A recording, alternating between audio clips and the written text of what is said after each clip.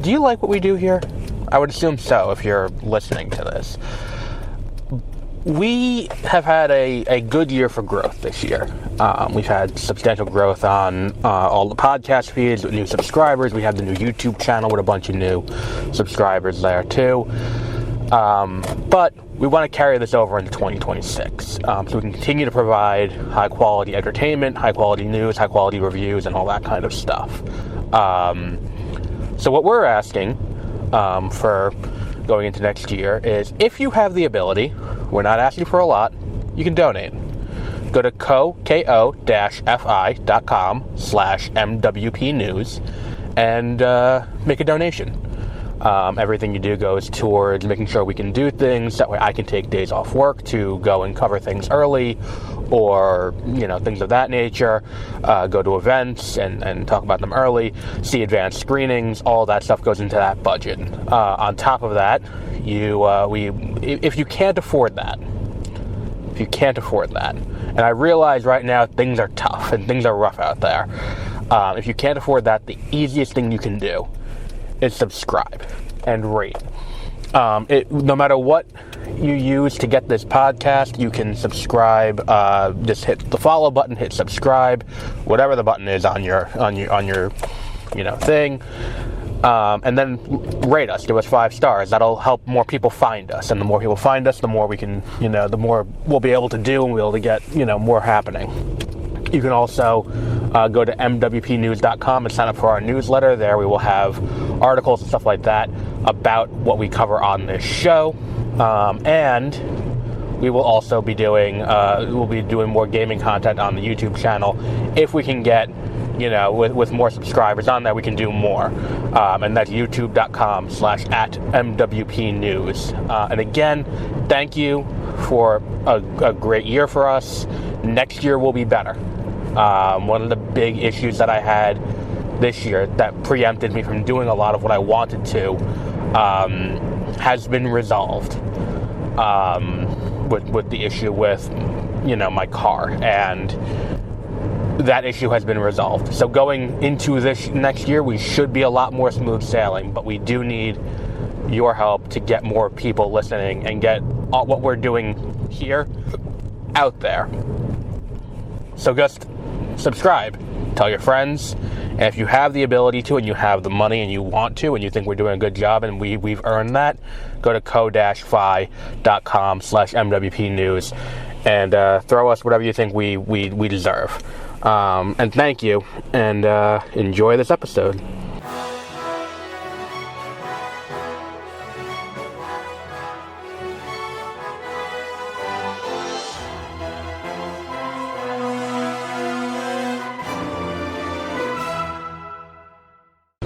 Good morning and welcome to Exploring Hyperspace Lands. I am Adam. I've had my misgivings about Maul Shadow Lord.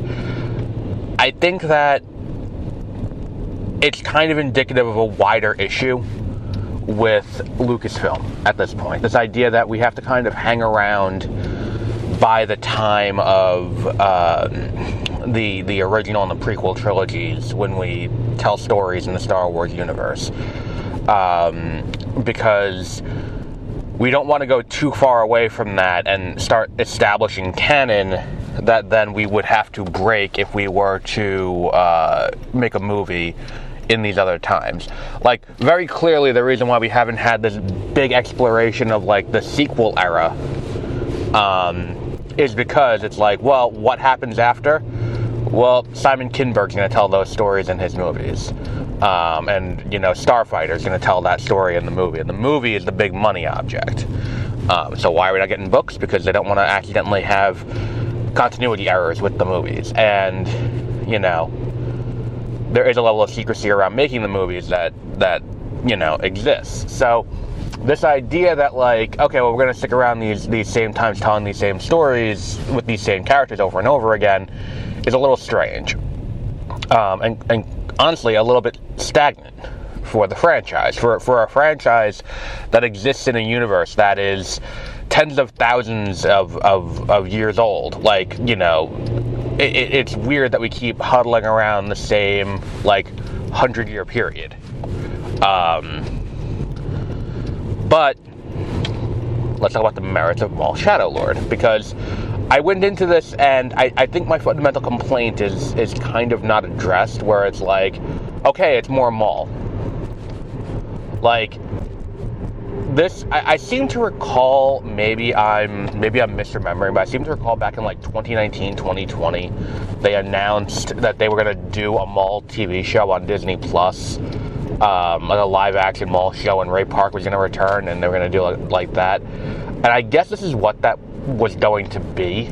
And like, it feels like the live-action stuff in framing, like the idea that it's like each episode's a chapter. Like, I don't recall that being the case for like Andor or like the Bad Batch or anything like that. So it's kind of interesting that they're going that way. It feels like that's probably what this was. And also, this feels like a better version of the Book of Boba Fett. Because the Book of Boba Fett is this, exploration of, like, what's it mean for, like, he's back now and he's going to be a crime lord, but, like, it's a Disney Plus live-action show that has a lot of money on it, so he's not going to actually commit any crimes or run any drugs or kill anyone. Meanwhile, here, it feels like, okay, we're going to let him do his thing. He's going to get revenge on the people who turned on him when the Empire rose. And it's like, okay, that's kind of interesting. And let's be honest, the show is beautiful. It's beautifully shot. The action is great. They do a great job of towing the line of brutality while still keeping it, like, not getting up into the TV MA rating. And I do a really good job of that. And I love the way that Sam Witwer plays Maul. He's cold, he's calculating, he's not just an attack dog, and he's playing it. He's playing it very well, and I like that.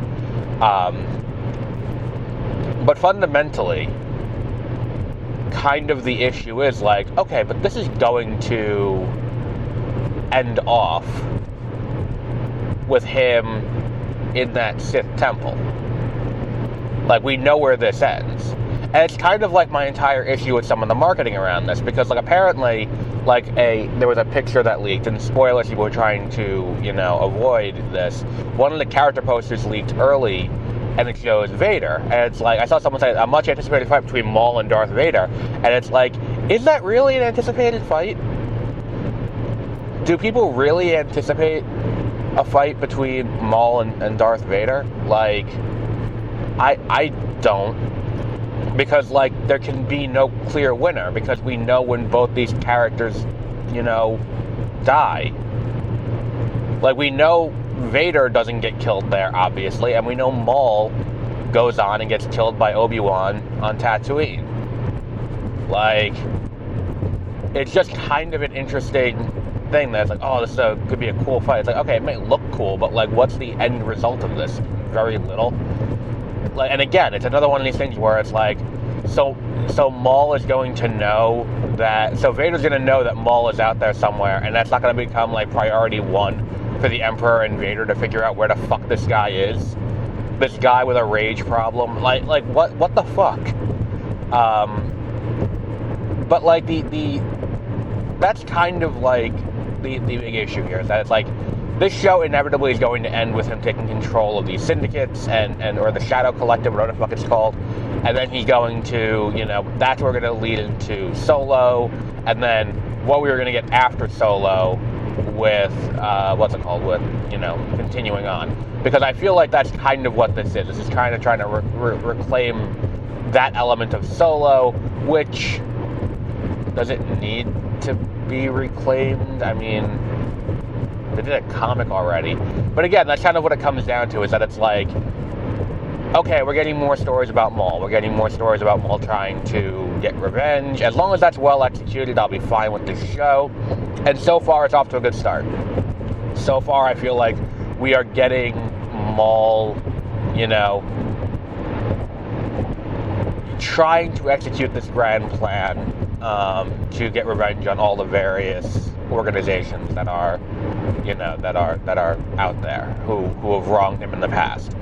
And it looks great. I love Wagner Moura's performance in this as kind of like, this is going to sound dismissive, but kind of like a Cyril Karn type from Andor, where it's like he is security on this planet, which name I'm forgetting, but he's security on this planet.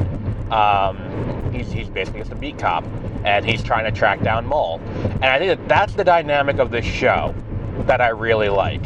The for lack of a better word, the heat of it. The cop and the bad guy who are, at odds with each other and trying to, like, the cop's trying to track down the bad guy's trying to do his own thing. That whole thing is good. That said, I don't think he should still be alive, because Maul should just, like, for Maul being as brutal and murderous as he is, there's no good reason why Maul would leave that single guy alive, like, as a witness. That makes zero sense. That's like, and I get it, it's gonna be Maul's hubris that it's like, yeah, I can do all this shit and not get caught, which is ultimately what's gonna be what stops him. Because, like, Sam Witwer has talked about what Maul is, where he's like the Star Wars version of Sisyphus. He's constantly rolling the ball up the hill, only for it to roll back down, and then you gotta start over again the next day. And that is, and that's what this is going to end up being, where it's like, this guy should take him down because Maul didn't kill him, because Maul was so certain that he would get away with everything that he didn't have to kill him. But it's just like, it's an interesting situation. And I'm enjoying the show more than I thought I would. I just come back to my same issue where it's like, I wish we had something else instead. Like, there's no reason why this quality show had to be used on Maul, because quite honestly, I'm tired of Maul. I'm exhausted of, like, there are very few characters who have had their lives cataloged to the degree Maul has in the Star Wars universe, in animation and live action. Like, there's more. You can watch Maul on a screen more than you can watch Luke Skywalker. And I get it. He's an intriguing, like, you look at him, you're like, this is an intriguing character. He looks really cool. He fights really cool. He shouldn't have gone out like the way he did. I get that aspect of it. But at the end of the day, I mean, I just kind of want to see, like, when you spend so much time around characters who we've seen before and we've constantly seen, all it does is it serves to make the universe feel a lot smaller than it is. When it's the same 5 characters that keep showing up, and we can't do things because we have to wait for these characters to show up, everything feels a lot more constrained. And this grand galaxy of characters and worlds, stuff like that, it feels so much smaller.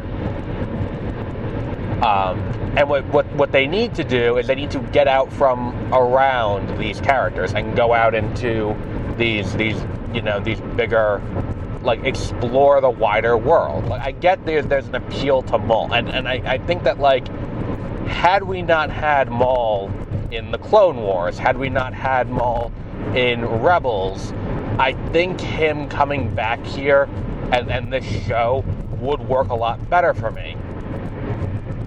But, like, I don't think that we necessarily need more of this. And especially, like, with the renewal of a second season before the show premieres, I'm a little hesitant.